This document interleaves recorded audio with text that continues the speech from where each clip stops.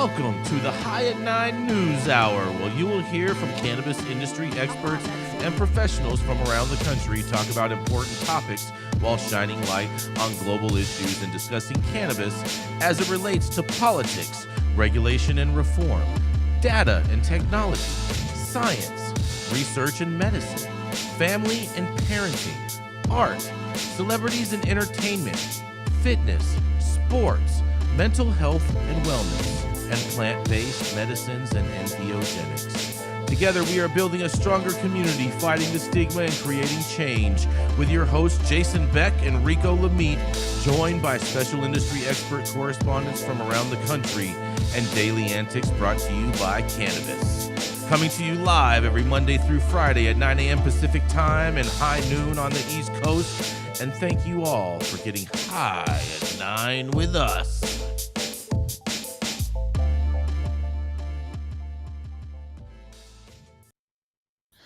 Oh, yeah. Good morning, everybody. It's Friday, May 26th. Today is National Paper Airplane Day. Oh, yeah, take a flight. It's also National Don't Fry Day. Not sure if that's what that's pertaining to, but I imagine it has something to do with making sure you're using some sunscreen. It's also National Blueberry Cheesecake Day. It's National Cooler Day because, of course, we got Memorial Day weekend coming up, so get your coolers ready. And, of course, it's National Road Trip Day. Oh, yeah. Thank you for joining us and getting high at 9 with us. It's also high noon on the East Coast. And please remember to like, share, and subscribe to us on all social media platforms. Use that fancy little QR code right there in the top hand corner of your screen to see where we live on the internet. And we're live every Monday through Friday on YouTube and audio only on Clubhouse. If you are joining us in Clubhouse, you can also participate in the show by raising your hand if you have a brief comment on the story most recently presented.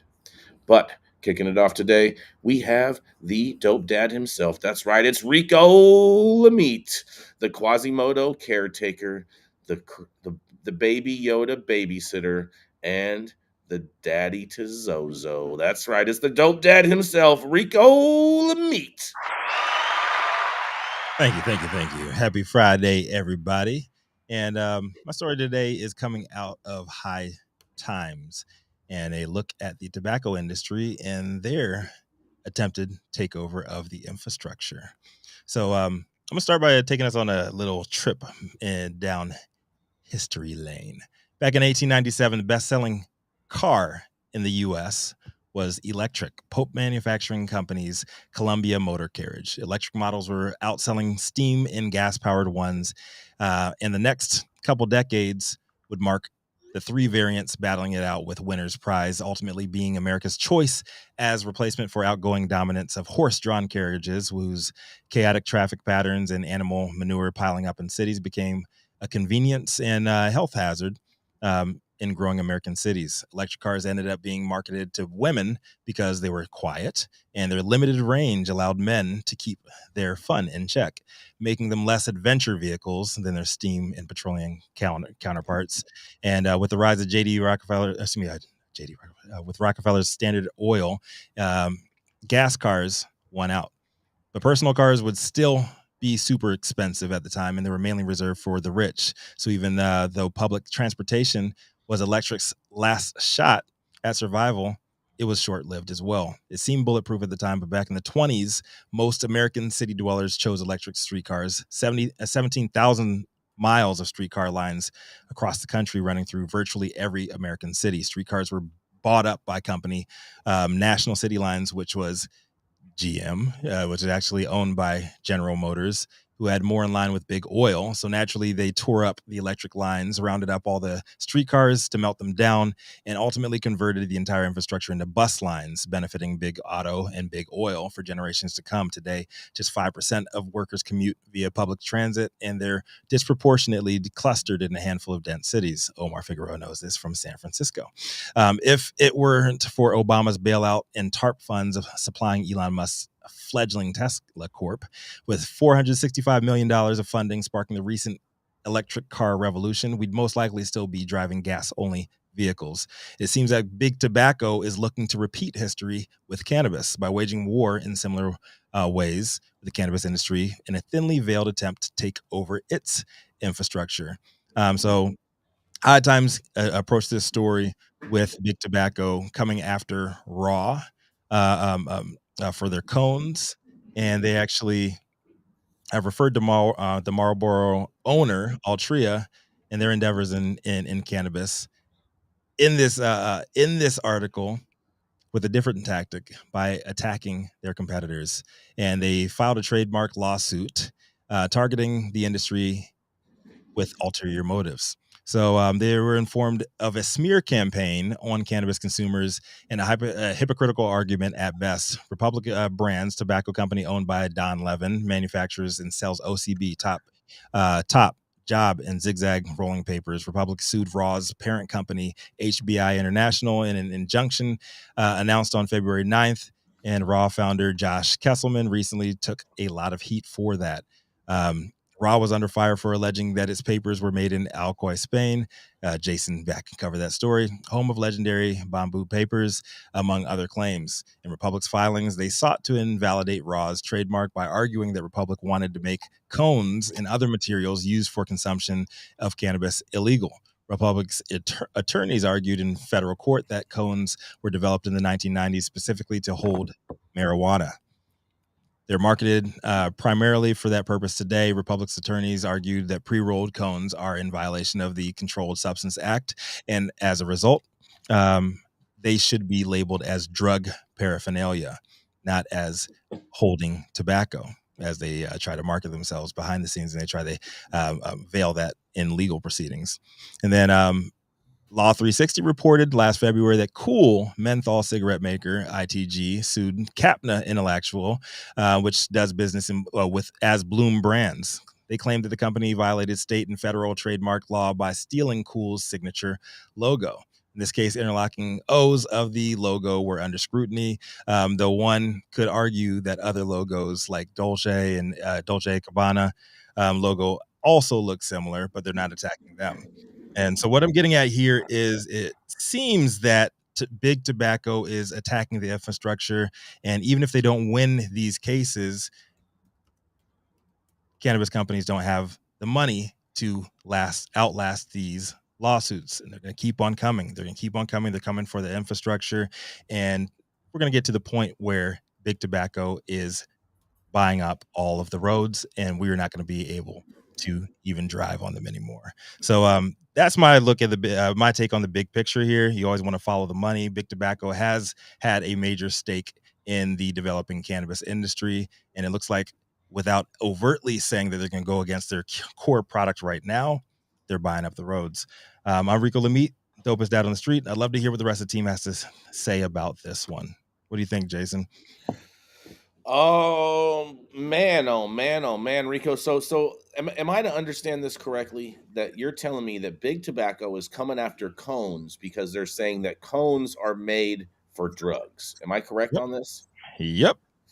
I mean, I don't like cones anyway. I think people should need to learn how to roll anyway. But it's not just cones; it's rolling papers too. It can't be rolling papers because. So you're telling me that tobacco companies are saying that people don't roll their own cigarettes? Specifically rolling papers that are marketed to cannabis consumers. I just don't see them. They're calling it paraphernalia, and they said that it's false marketing, saying that wasn't there some large case that happened a while ago where papers were not considered paraphernalia? Because I did have a cop one time. I got pulled over in Texas, bro. It was super gnarly, super scary. And he pulled a pack of papers out of my pocket. And he said, "You know what we call this here? Paraphernalia." Said it just like that. So, yeah. So I'm. It's interesting too because you also have big tobacco currently in cannabis, and so it's almost like, oh, you know what, we're gonna shoot ourselves in the foot, in the pinky toe, because we don't really need our pinky toe. Pretty much. You know, what do you think? Yeah. Go for it, Gretchen. Where does this all stand, Rico? This lawsuit, or is it over or no? I don't understand here. No. So it's just in the middle of the process now. There's been no ruling, nothing yet. Nope, not yet. And they're continuing, and what they're showing is a pattern of big tobacco companies. They're going to keep on coming with these lawsuits. They're going to try to wear out these companies, put them out of business. I get it. Are they? And they're suggesting that paraphernalia is illegal, and so Raw should not be able to operate. or they should not be allowed to trademark it? They shouldn't be able to sell them as they are selling them. What does that mean? I think it's a trademark lawsuit. I don't think it's like an attempt to get a court injunction prohibiting any sales. And so the issue in federal trademark law is whether the items have been in lawful commerce.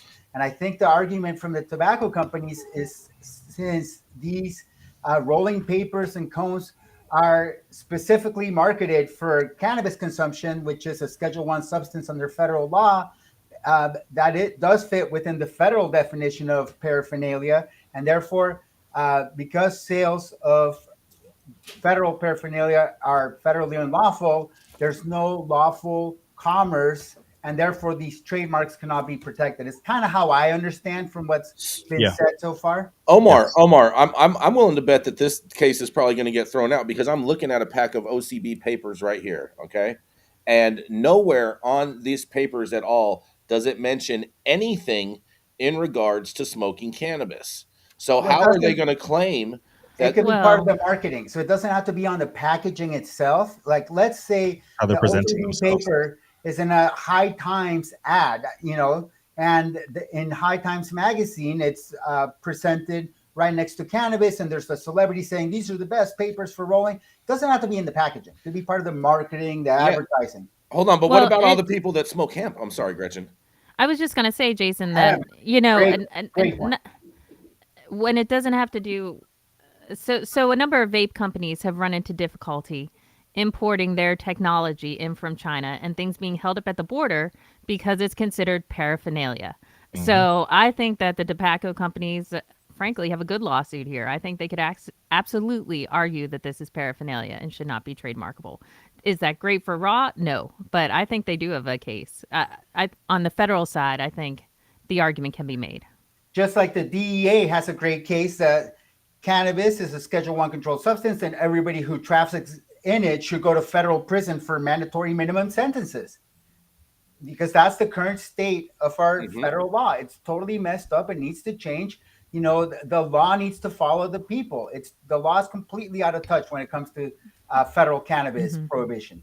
Without a doubt. But Rico, you are 100% correct. I mean, it wasn't long ago I had on the show the Blink Group. The CEO, Arnaud Dumas-Durali, they were involved in a lawsuit with 40 other vape companies, but that was for patent trade infringement. And a Chinese company was suing them. And the judge was like, "Are you serious? You really want to go ahead with this?" And the Chinese company was like, "Absolutely, we're doing this." And by the end of that lawsuit, 4 of those companies were still standing. The other 36 went out of business fighting this lawsuit. So these types of lawsuits, I think, are going to come fast and furious towards the end. Yes, I think they are going to run people out of business. And it's the companies like the Blink Group who are prepared for it, who are ready for with their runway and their legal teams, and understand that this is a fight they're going to have to take on.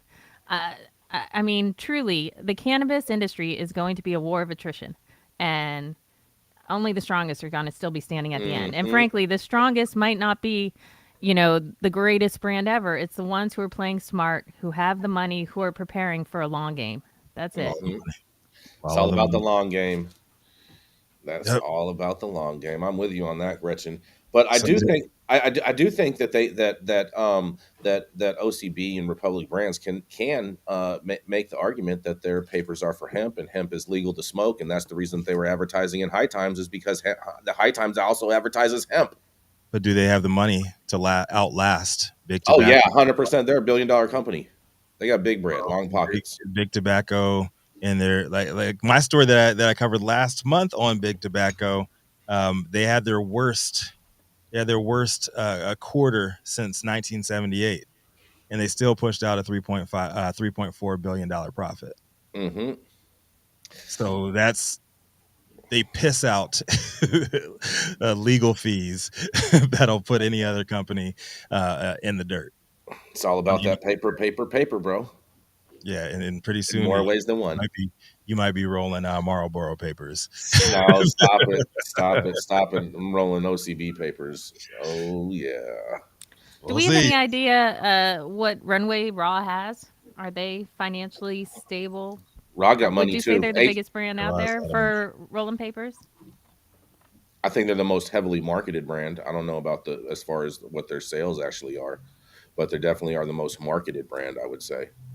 I think the in the long run, I could see like Raw being probably bought out by a Marlboro. No, but like at the same time, they wouldn't be bought buying out Raw though. They would be buying out HBI, right? either way is going to be bought up by Big Tobacco. Yeah, but my point though is I thought Big Tobacco already owned HBI. The plot thickens. So Oh, you're already supporting Big Tobacco. that's what I'm saying, bro. This is so confusing. We're gonna have to do a follow-up story on this and get, you know what I'm saying, get some more in-depth So details on you're this. making the case for smoking Raw papers over OCB because Raw is not owned by Big Tobacco yet. That's what you're saying. No, because Raw is owned by HBI. That's not what I'm saying at all. OCB is not owned by HBI. You made a left when I said to make a right. I'm just trying to stay on the straight and narrow here, bro. I bet. We're gonna on that one. We're gonna go to a commercial. We're gonna be right back. Oh yeah, you know what time it is. That's right. It's Tuesday over here at Green Street, and we got Smoky Vanilla with us in the building. So that's right. It is time to stretch and smoke. We just got done smoking. Now we're gonna stretch it out, and then we're gonna smoke again. Let's go. I'm Smoky Vanilla with my background in kinesiology and bodywork massage and assisted stretching. You gotta come check it out, baby. Check me out on IG at Smoky Vanilla 1 Stretch and Smoke, Twitter Smoky Vanilla, Social Club Stretch and Smoke. We're also on Sports Recovery by Dan and Jam. If you want to feel as good as I look, then make sure that you get a stretch and smoke in with Smoky Vanilla. Yeet!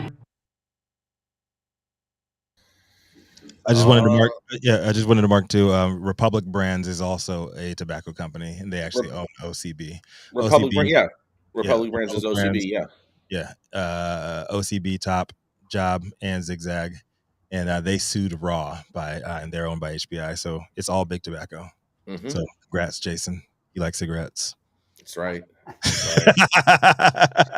And with that being said, coming up next is the birthday boy. He is not hungover at all after celebrating his 25th birthday yesterday, but he is out here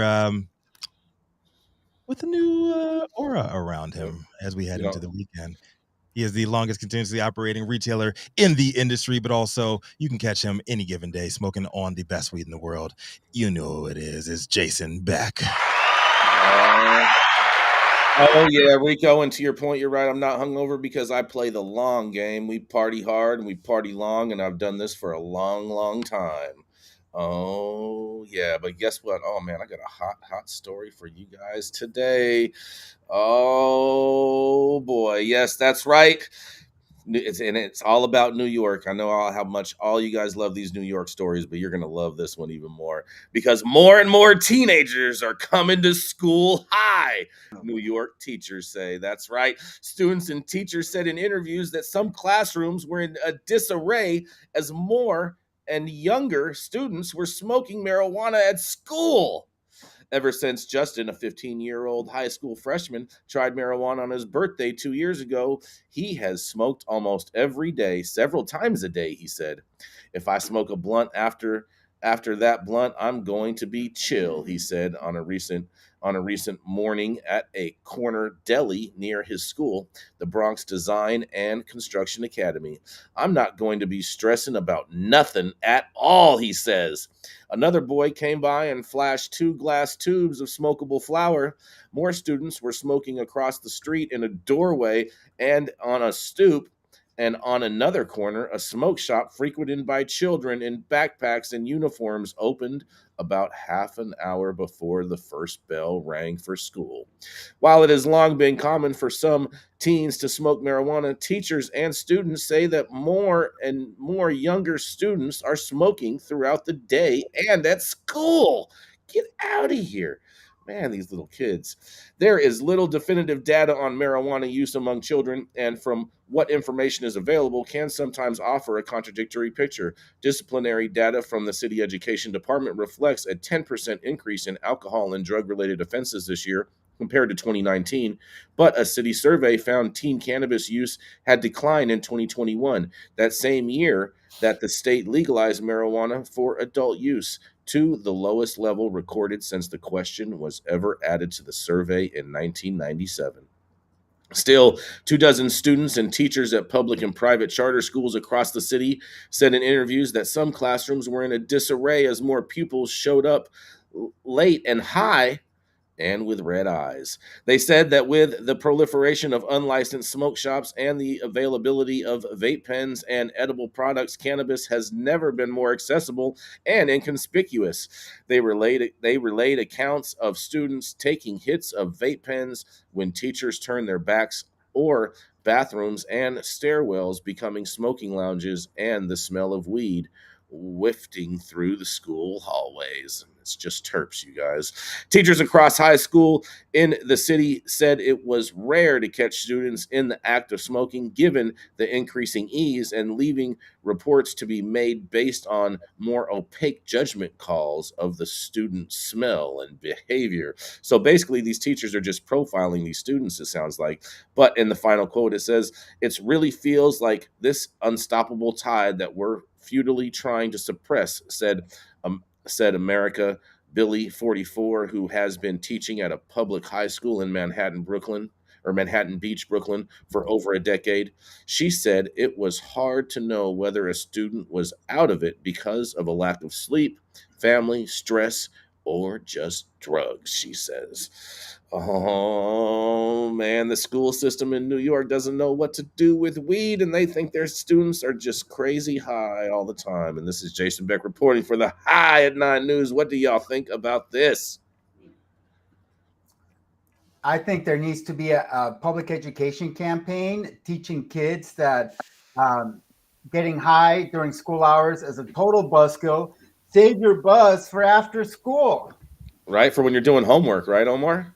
Well, that's a buzzkill too. Believe me, I have experience with all that. I know what a buzzkill is. Save your buzz for when you can enjoy it, I would say. And I think that's a harm reduction strategy. When I went to Yale, and in Connecticut, the drinking age is 21, but you have all these Yale students are allowed to drink freely. And they teach kids how to drink at Yale.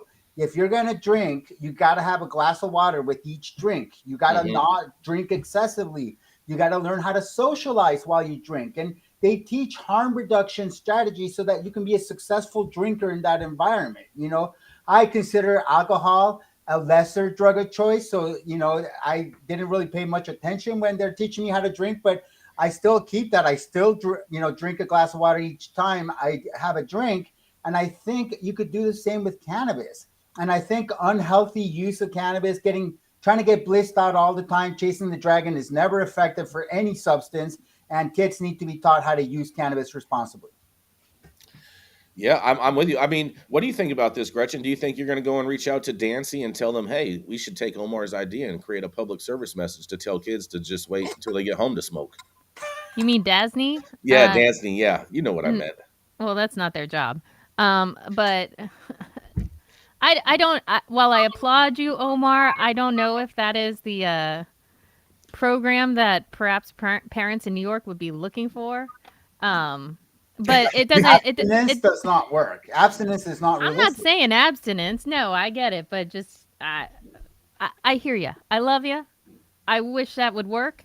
But I can see easily why kids are getting this. With the proliferation of pop-up shops that are going on in New York right now, it's no surprise. I don't know. Kids always smoked in high school. Is it really the end of the world? I don't know. But and I'm not saying that they should. You should wait until you're 21. Take it from Auntie Gretchen. You should wait. Good things come to those who wait. All you kids who are listening out there. But yeah, I don't know what to say to this. I mean, this is par for the course. I don't expect any less. Omar, I love your idea. I just don't know how plausible it is for that to be taught in health classes. Well, you know why I think it's. You know why I think it's translated to health talk. Absolutely. You know why I think it's probably not plausible is because they still can't find this $100 million that they were supposed to raise for all these businesses to be open that were supposed to stifle the market. What do you think about that? Come on, Rico. You already know. I don't know, man. Just saying. Just saying. You know, if they can't get money for stores, they're definitely not going to get money for public ad campaigns for kids. I'm all about saving the children, man. Save the children. Oh, Saving the Save children. the children. Oh man, here you started something. You started something, bro. I mean, listen, man. When I was in high school, I was not the model high school student. So just put it that way. I was an overachiever, and I was an overachiever in the classroom. I couldn't hold my attention with anything. I was a teacher's nightmare. I was a class clown that got good grades. So and I would smoke a lot of weed in the bathrooms, outside, don't matter.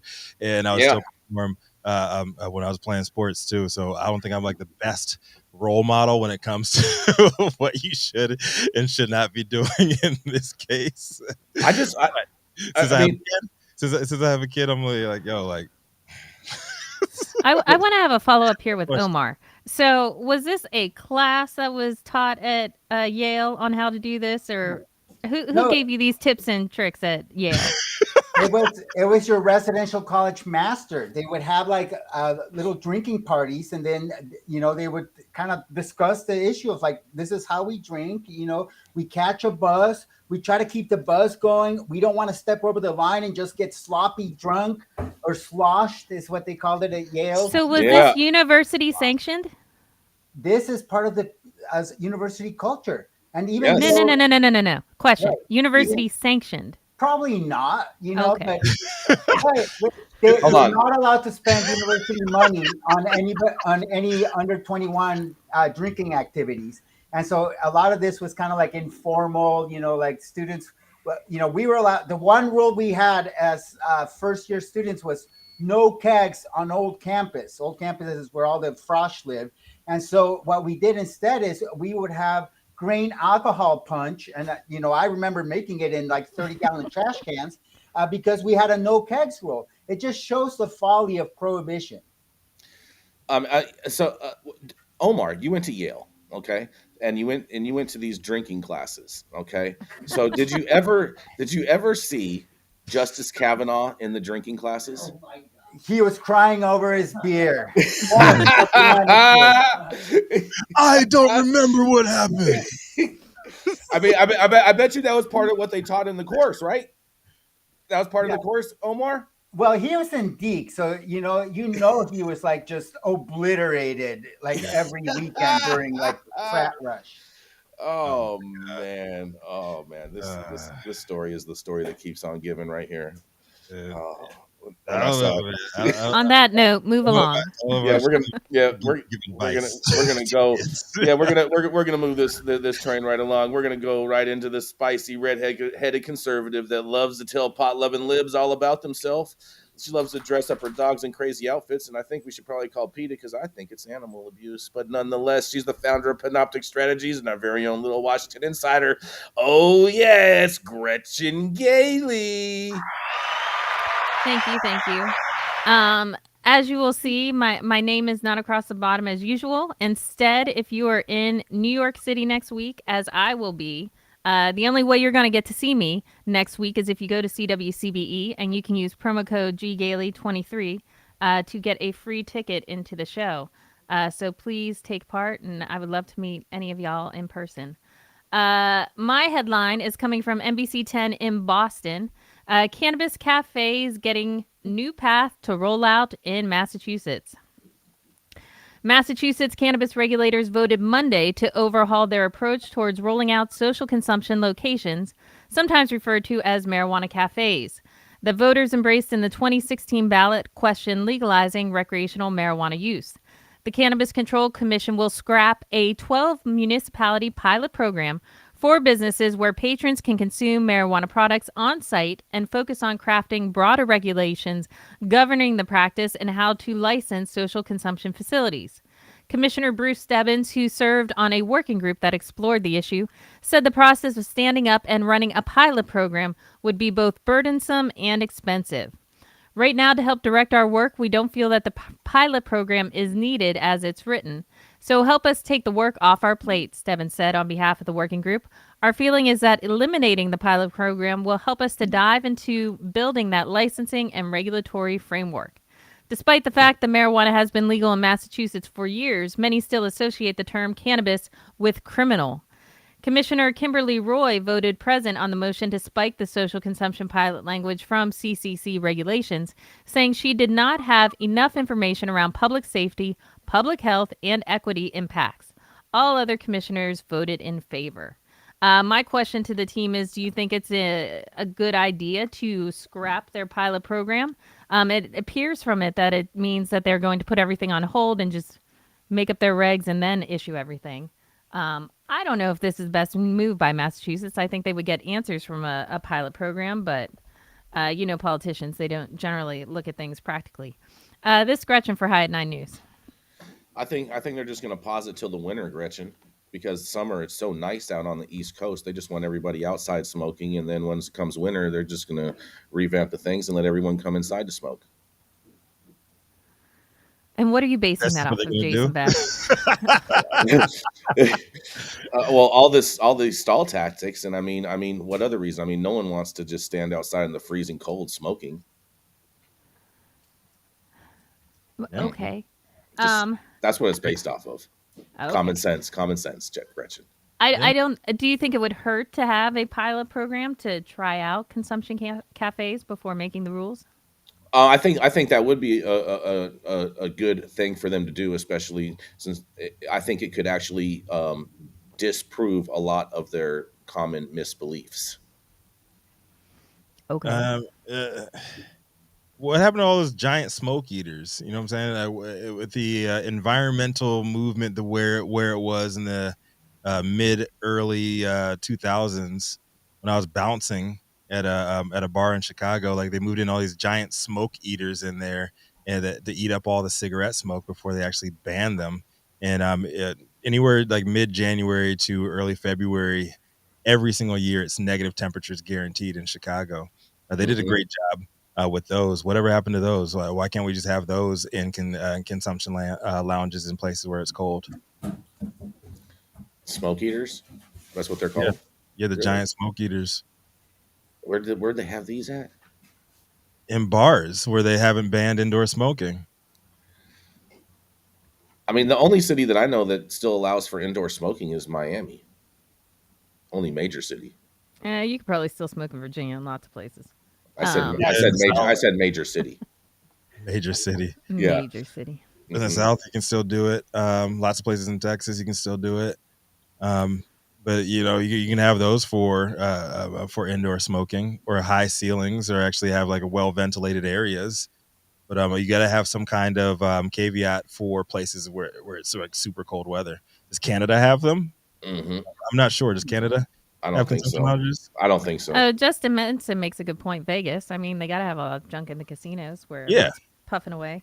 Yep. In the nicer casinos with higher ceilings, you don't walk in there and smell a bunch of cigarette smoke. Well, at the same time too, they have extremely good airflow in there, and a lot of CFMs that are constantly cycling the airflow out. That's more what they have going on, because at the same time they want to make sure that they're pumping you up with oxygen, so then that way you can stay up longer. Can you not do that in cannabis lounges? Either way, can we? The question is, should they have dumped the pilot program? I don't know if it has to do it. It doesn't mention anything about the filtration issues that y'all are getting into. It doesn't go into any specificity at all. But you guys are good for dumping a pilot program? Dump the pilot program. Dump it. Yeah. Now, what if dumping the pilot program leads to 2 years of them working on regulations? And things open. That just means that the free market is going to thrive, and people are going to open up little smoke lounges and run them independently and make money off of them. And that's just how it's going to run for the first couple of years out there, because people are still going to do it. You're not going to stop people from doing the action by stopping any of this. I get it, but they passed this thing in 2016. It's quite a while later, and they still don't have their consumption lounges. Sounds like government to me. It sounds like somebody who's on that committee probably has their own private lounge. Well, my money is on the. I know that labor has fought greatly back against cannabis in Massachusetts, and so it wouldn't surprise me if they're holding this up as well. Oh, so it's the unions, huh? The unions holding this thing up, huh? It's very interesting and peculiar that you say that, because Massachusetts, Holyoke is in Massachusetts, the home of the big True Leave death, the first death in the cannabis industry, and they were not unionized. So you could be onto something there, Gretchen. Could be something between the unions and big business, and somehow they're just holding this whole thing up. And you know what I think is a shortage of respirators, bro. It's all because of a shortage of respirators. Another COVID outbreak will help that out. All right, this is running. Oh, yeah. We're gonna go to a commercial. We'll be right back. Let's do it. Keeping up to date on the evolving policies of relevant state, local, and federal governments is key to success. When the future of your business is at stake, you need representation as dedicated as you are. With a maze of laws and regulations surrounding cannabis, hemp, and psychedelics, knowing where to begin can be a challenge. Good thing the law offices of Omar Figueroa features a skilled, highly focused team ready to guide you through it all. They're accepting new clients in California and New York. So make sure you check them out at info@omarfigueroa.com.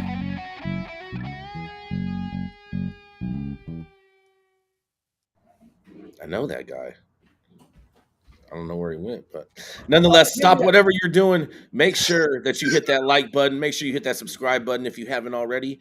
And while you're at it, head on over to www.highat9news.com. Yes, that's right. That is our website. And make sure you sign up for our newsletter. And when you do sign up for our newsletter, you are going to get a confirmation email in your inbox, or it may just go into your spam or junk mails. But make sure that you tap that confirmation, because you won't be subscribed until you hit that button.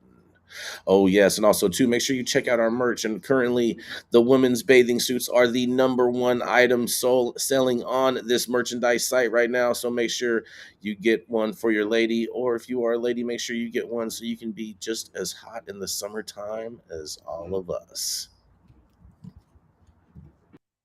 Control Tower from Highly Educated has perfected the dab. Utilizing the concept of thin film evaporation, you can waste none of it and taste all of it.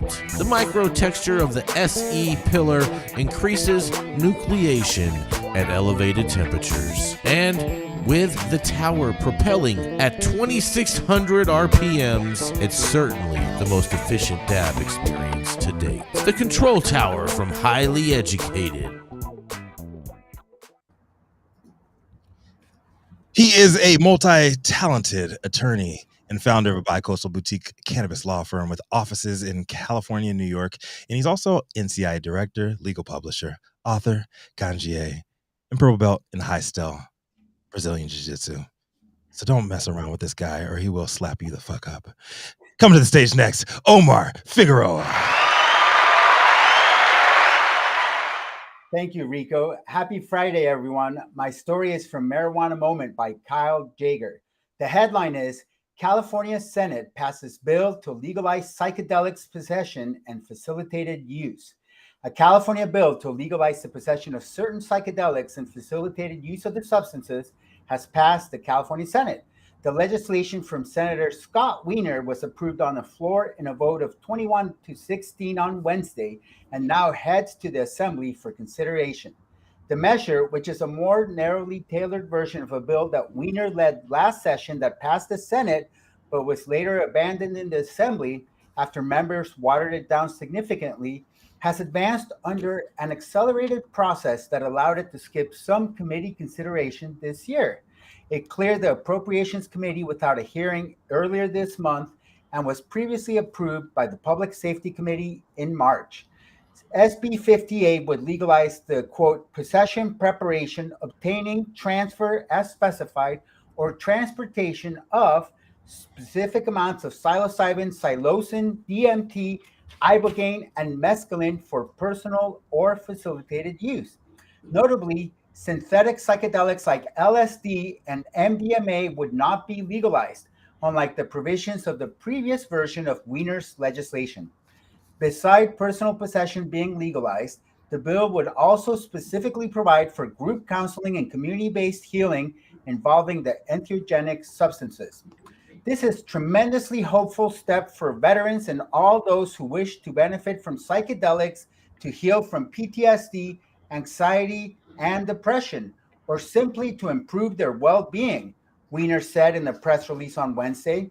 We came extremely close to decriminalizing these promising treatments in the last legislative session, and after deep engagement with stakeholders, we made changes to limit our proposal to naturally occurring substances and retain quantity limits to ensure these 5 naturally occurring substances are for personal use only.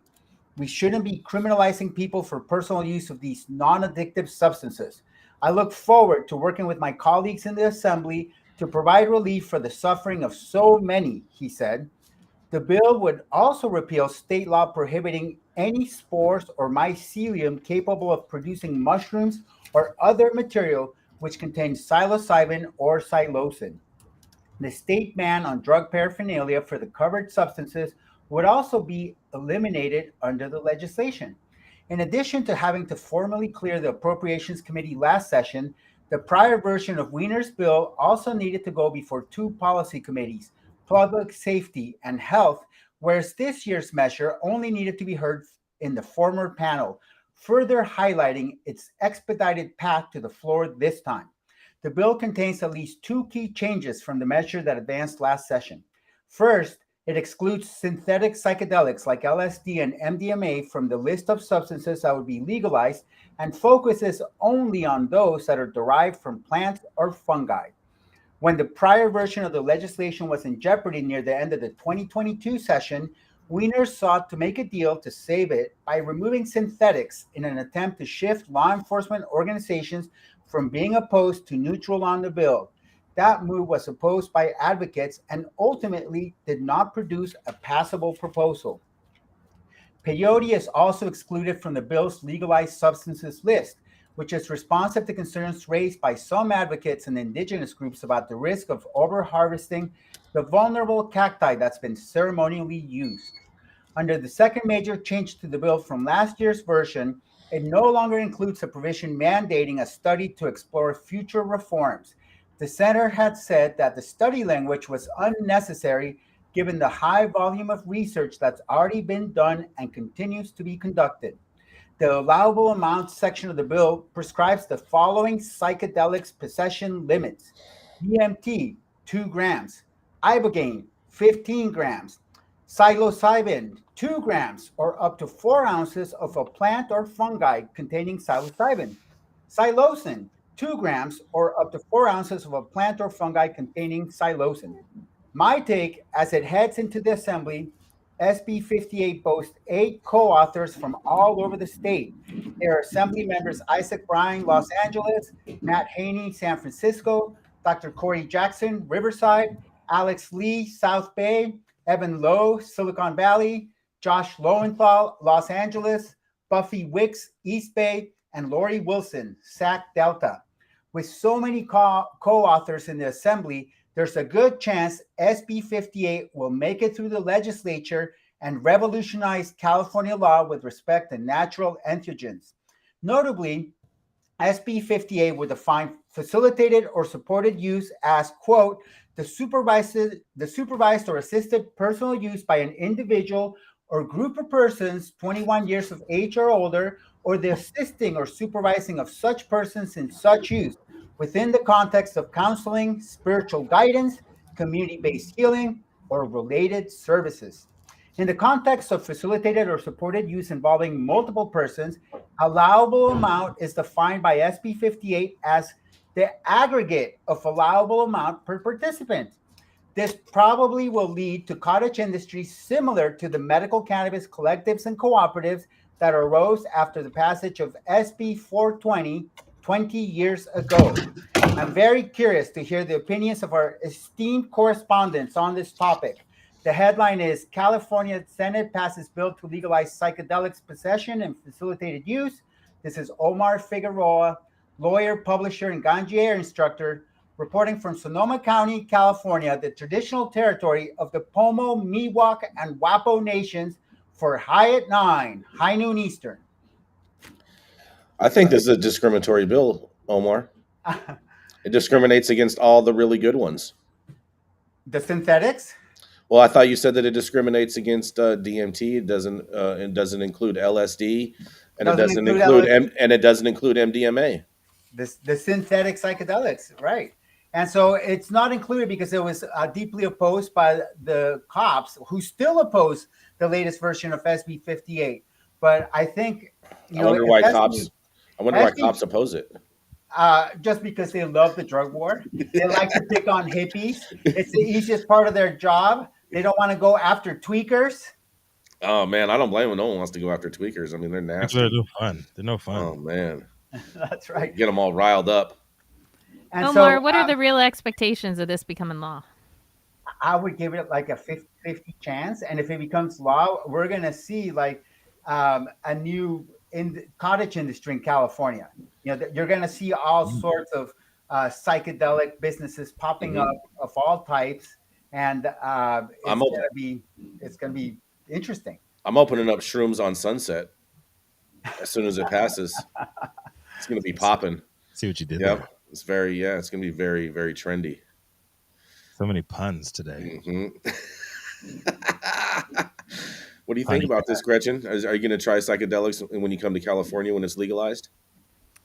Yes, I said I would try them under the guidance and supervision of Matthew St. Germain. Only under the supervision and guidance of Matthew St. Germain. St. Germain.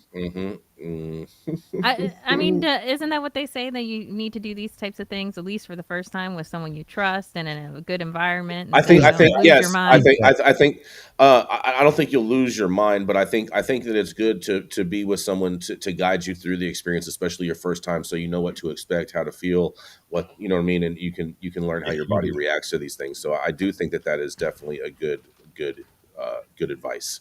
Well, and especially with my odd head that does not seem to react very well to drugs, I would rather be with someone who might be able to navigate that. You have an odd head, huh, Gretchen? I do. Drugs don't work on me. So it'll be interesting to see if psychedelics do. What'd you say? What? You just take more. No. So you had an odd head. I was like, is it peanut shaped? What's going on there? Well, I got, for those, if you come out to CWCBE, I will let folks rub the top of my head, and you will find a very interesting divot in my head, which I got when I was 6 years old from smacking my head off a deadbolt. I have a giant dent in the back of my head. A big old dent, huh? And they had to put it back together, but then they made me sit there because there was like a train wreck or something that night. So I sat in the emergency room all night with like my head cracked open. It was a whole to do. They weren't saying you were the train wreck. You're saying it was a real train wreck. So I probably am now after all that. You are the original cultivator of the train wreck. Yes, strain, huh? That's me. Oh wow, not bad. But if you come out to CWCB, you can give it a rub. I'll let you get in there.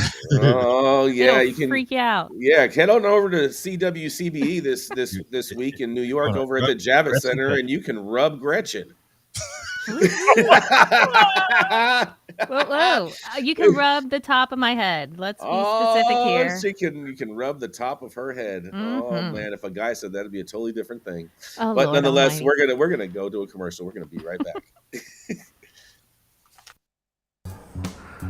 How's it going, guys? Saman Razani coming to you from Green Street here with Jason Beck, smoking on the best weed in the world.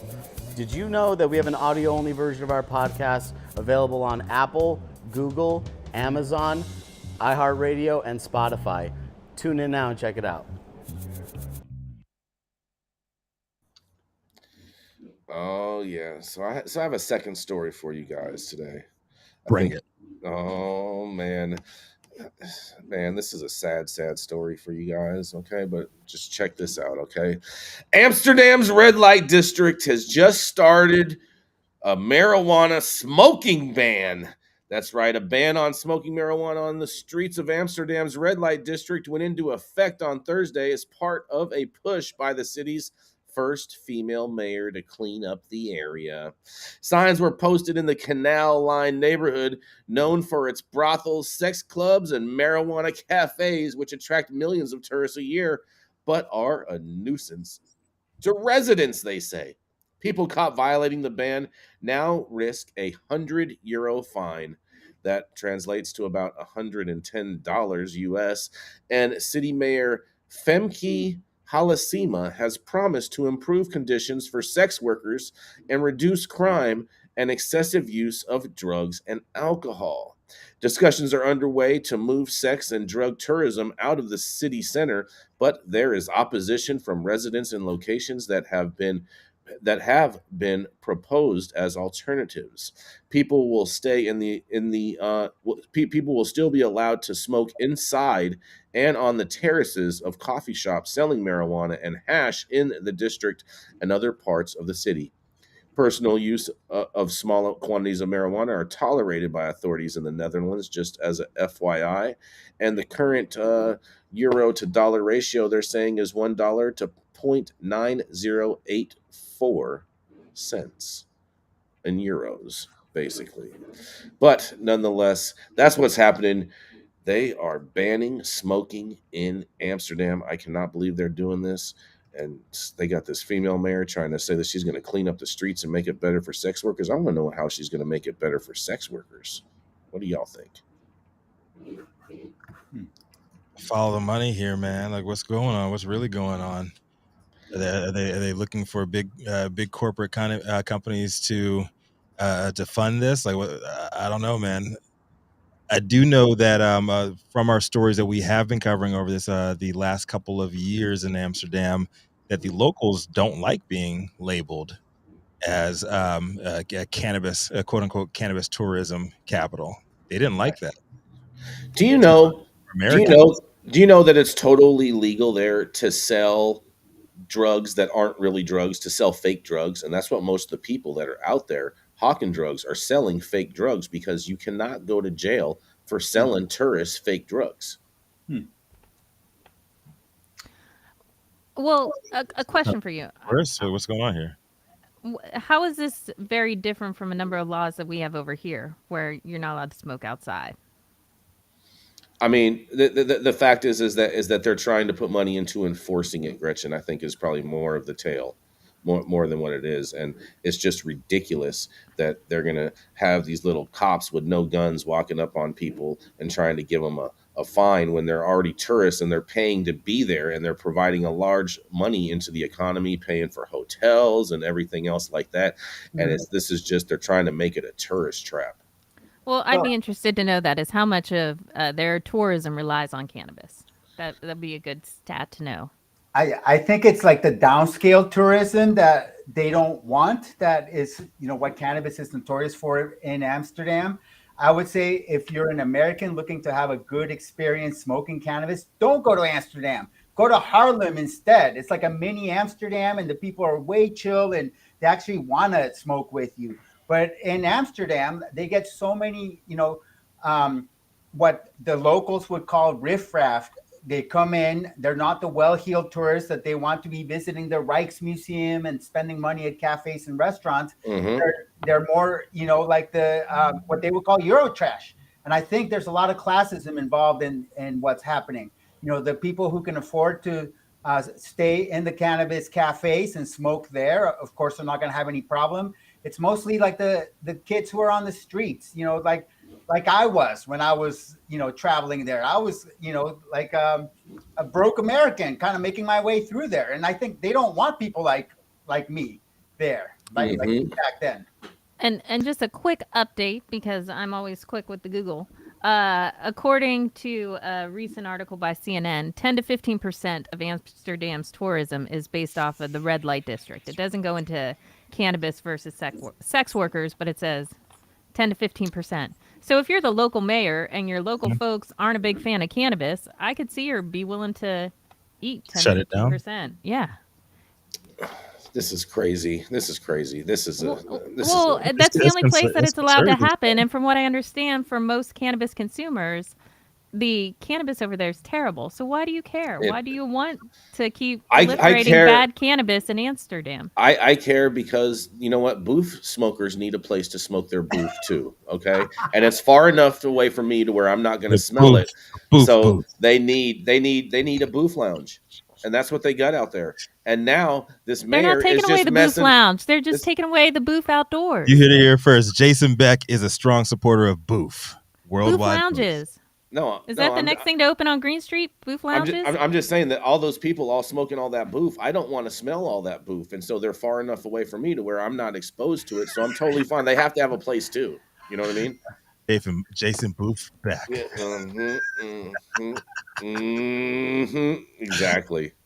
exactly right.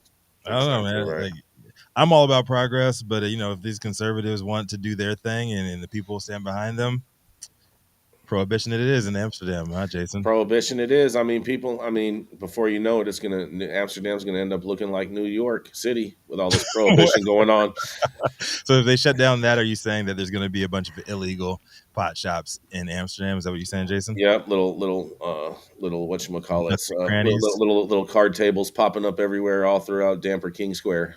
And Yeah, again, man. for all of our viewers, I will come with the facts. They are not getting rid of cannabis. They just don't want it smoked outside. I mean, Let's it does stick stink. with the facts. Let's go with some facts here. Smoking boots that's does kind of stink. like Dutch culture. You're not supposed to be smoking in public. It's not cool to smoke in public if Really? you're Dutch. That's how they're raised. Like, yes, you are tolerant, and yes, you can smoke weed, but you're not supposed to like puff in anybody's face. And I think that's the issue, is that you have all these like newbie tourists, and it's amateur hour all the time. It is amateur hour out there. I 100% agree with you, Omar. I mean, I remember I saw this kid. It was his first time. He ate a whole package of mushrooms, and all of a sudden, the next thing you knew, he was stuck in the canal, and we had to rescue him. It's like walking down Bourbon Street Yeah. in New Orleans. It Same is. thing. It is. It's train wrecks. It's rookie night at the Apollo, and it is insane the amount of things that people will do on drugs.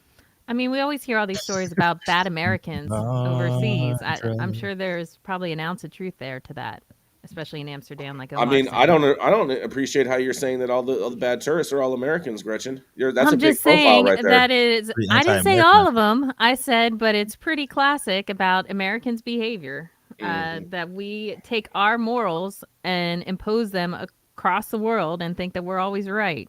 We are, Gretchen. Me and you are really good at that being right part. I'm right. I don't know about you Profile. sitting in You're right Mar-a-Lago there. sometimes. I'm always right if I'm in Mar-a-Lago. You already know what time it You is over here. Take those morals to Mar-a-Lago. That's the only place where they're accepted. They love those morals in Mar-a-Lago.